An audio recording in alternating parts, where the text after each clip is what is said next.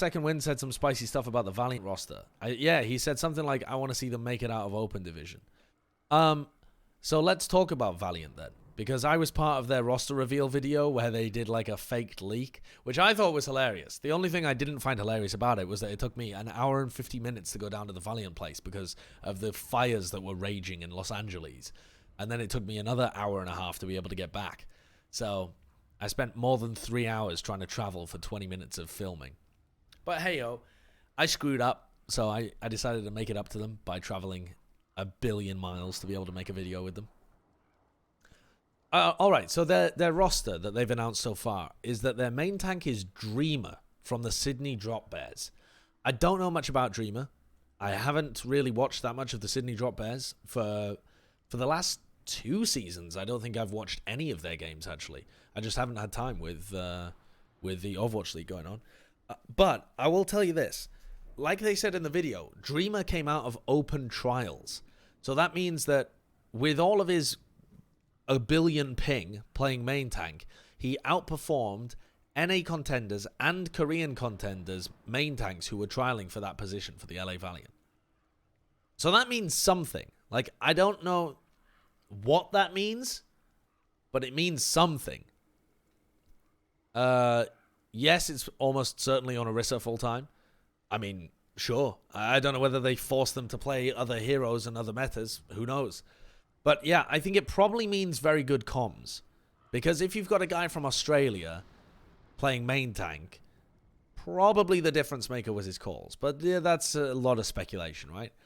So okay, maybe Dreamer... But then Dreamer still didn't get selected for the Australian World Cup team over Trill. So when I'm imagining how good Dreamer is in my head, via pure speculation, I want to make that very clear. I haven't seen the guy play. Oh, yeah. No, you're right. Dreamer is South Korean, isn't he? I've failed at the very first hurdle. Yeah. So I never even realized that when I was first talking to the LA Valiant people, and I went and looked it up afterwards and saw, yes, he is. He's South Korean playing on the Australian teams. Right. So let's start at fucking ground one then. Here's where we go with that then. Don't know how good he is. No idea how good he is. Then they've got McGravy. Who they said to me they re-signed him because he performed well in open trials, or was it closed trials? No, I think they invited McGravy to closed trials on off tank, and they love his attitude. They love the way that he calls. He has had some okay performances in the Overwatch League, and then they decided to continue with him this season. So you've got Dreamer and McGravy as your tank line. On DPS, you have Apply, who's... Okay, we saw him play for the Florida Mayhem. Was he on the Florida Mayhem? He was, right? Yeah, he's on the Florida Mayhem this season as Flex DPS. And then they have... Shax and KSF are still on the roster at the moment.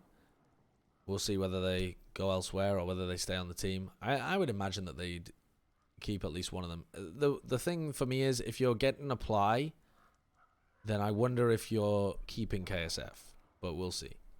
There were some rumors, right, about him going elsewhere, but I don't know whether they could keep all three, and I think it'd be perfectly fine. In which case, I think Apply hits the bench most of the time. But if they trade away KSF, then I think it's Apply and Shax, and then I don't know whether Apply is really up to snuff. I think Shax is pretty good. I think we saw him be pretty reasonable at times this Overwatch League. I think he's got potential to be a little better than we've seen from him already, but I don't think he's going to be insanely good, but I think he's going to be all right. And then their supports. Their supports actually are where I've got the most faith. So, like, their tank line I could kind of see getting run over a little bit. Their DPS, all right, but not amazing by any stretch of the imagination. But their supports, I think, are actually pretty good. From the little that I've seen of Slur, he's a very decent flex support. A very decent support. And Lastro as well, when he was playing, did well in contenders. So these are both, they're not unbelievable talents that everyone was bidding over. But, oh yeah, and also Custer. Yeah, I just forgot to mention Custer. I'm very worried about this roster. I'll be straight with you guys. I think they've picked up a ton of people who could be good if all the rest of their team was already good. Like, Lastro or Slur, in particular, if you plug them into an already good team, I think you could see them being very good players with a lot of potential. If you plug Dreamer, McGravy, or Apply, their new signings, into an already very good team, I think they're all right. Together, this roster has very little experience and no pre-existing synergy, and a lot of other teams are leveling up this season. So, at the moment, of all the teams that we've actually seen the rosters for, this looks like by far the weakest. And if you compare this to, I mean, who was at the bottom this year?